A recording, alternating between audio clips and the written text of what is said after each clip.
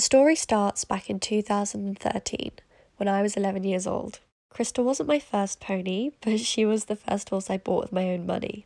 I know what you're all thinking. How did an 11-year-old manage to be in possession of that kind of money? Well, I did an acting job for Disney and got paid handsomely and spent it all on a pony. Priorities, am I right? I had lost all my confidence because even though I had been riding since I was 5, I had become extremely nervous, especially when jumping. It actually got to the point where I had given up jumping completely, and we were on the hunt for a safe, happy hacking pony for me to rediscover my love for riding on. After many unsuccessful viewings, my mum stumbled across Crystal's advert on Facebook. When I went to try her, the most distinct memory that sticks out for me was when I was riding Crystal in a little arena. The horses in the field next door were galloping round and making a ruckus. I remember being so nervous and worried that Crystal was going to bolt with me or spook at the other horses, but she didn't bat an eyelid. I felt so safe on her and I hadn't felt that in a long time. I made the decision to buy her and I was overjoyed. When she first came home, I was too nervous to ride her. So someone at my yard lunged her and rode her for me first. She was so steady and calm and kind, and over the first few months of having her, made me trust her so much and made me feel safe. It's with that trust that my dad managed to persuade me to do a little jump on her. It was by no means an instantaneous change. I was still hella nervous, but Crystal would just bumble along at her steady old pace and take everything in her stride. I slowly began to find my love for jumping again, and then competing. We started small, 60 centimetres, and I remember feeling like I was going to throw up with nerves. Over the next 2 years, Crystal took me from jumping 60 centimetres to 90 centimetres in competition and round a metre to a metre 10 at home. I was still a fairly nervous rider, but much less so, and I began to have fun again. Sponsored rides, competitions, pony club camp. I got to experience all these things thanks to Crystal, who instilled a newfound confidence and trust that I was safe. There was a time over 2016 when we were out every weekend competing at 90 centimetres and a metre, and we would win both our classes, coming home with 2 red rosettes and lots of smiles. In 2017, I had made the heartbreaking decision to sell her, as at the time we couldn't afford to have 2 horses, and I really wanted to move up the levels and jump bigger tracks. Selling Crystal was the hardest and most conflicted decision I ever made. But my instructor at the time told me it was for the best and that I was going to outgrow her eventually anyway. Watching Crystal leave in the horse box for the last time was a tearful event to say the least. Over the next few months, I felt so empty. I didn't know you could be so attached to a horse. I got to see how she was doing in her new home, but I still missed her dearly. Unfortunately, her new home didn't really work out. They had Crystal for less than a year, I think, but I got a message that they were going to put her up for sale. When I sold her, I requested to have first refusal, which they stayed true to their word and gave me an offer. I spent 2 weeks straight begging my dad to buy her back for me. I didn't have any money at the time as I had another horse. After 2 weeks of persuading, I finally managed to convince my dad to buy her back for me, with the condition that I would, when I could, one day pay him back and that I would cover all the costs of her livery and upkeep. I agreed straight away.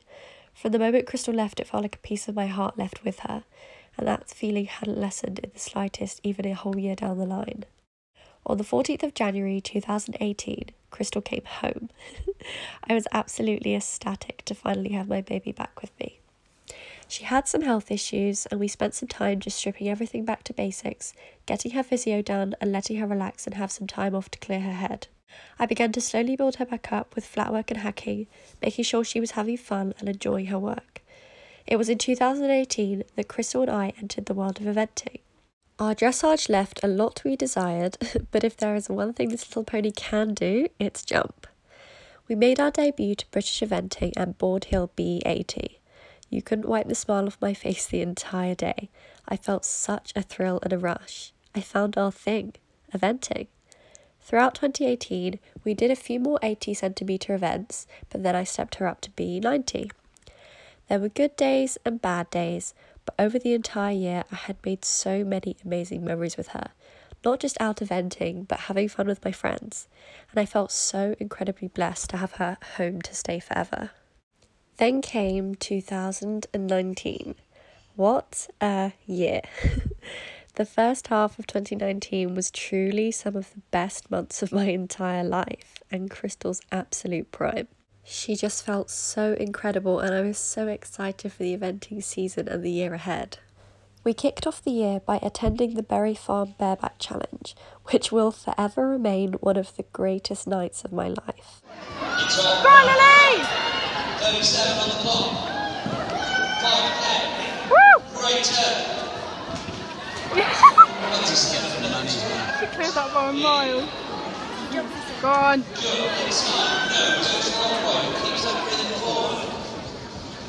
Yes, Lily!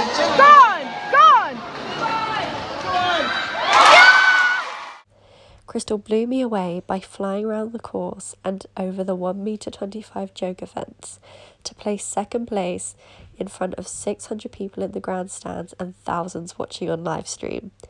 It was such a surreal night that I literally will never forget.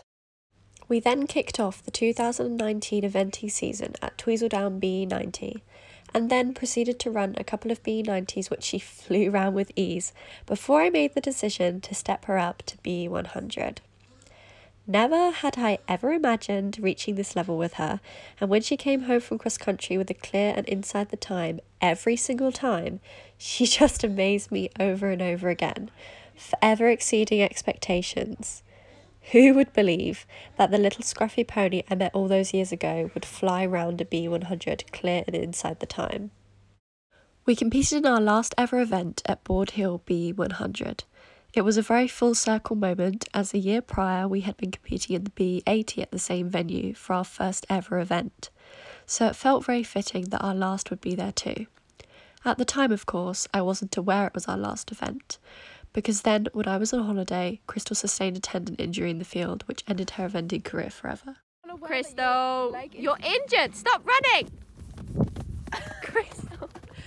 After spending all those months on field rest, I cried when I got the all clear to start riding her again.